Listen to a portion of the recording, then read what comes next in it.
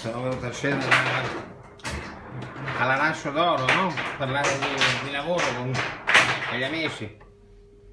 Lavoro e passione, no? Ferie da polso. Dopo la cena giustamente ci si riunisce, no? Le grandi lobby, le logge massoniche, le lobby, la massoneria si riunisce in qualcosa di assolutamente goliardico e importante, perché le grandi lobby mondiali cosa fanno? Giocano a calcetto balilla. Abbiamo un grande pittore nuovo di polso, lo sciacallo, il re dell'editoria, lo Steve Jobs, lo Stefano Lavori dell'editoria in ambito orologiero, è il padre di tutti i ristoratori, Erlino Nazionale e l'eminenza grigia, che segna nel momento, perché qua abbiamo come lo possiamo definire, Lucci? Come definirlo? Lo definiamo.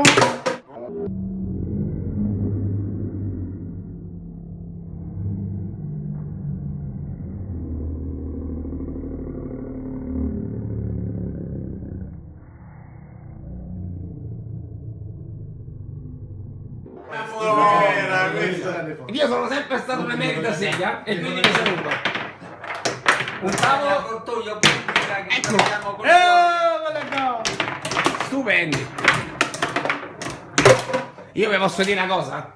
Ma che ne sanno le donne? No. Ma porta qui 4 donne che ti a giocare a calcetto balilla, giusto perché ci sono i padri.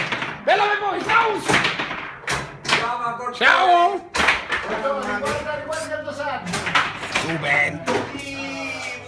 Stupendi. In 2 parole, stupendi. Nel sottoscala del ristorante, l'amicizia goliardica e l'Inés erano tutti ciotteni. Luigi, dico, dopo la cena, no? La lobby, la massoneria, si riunisce.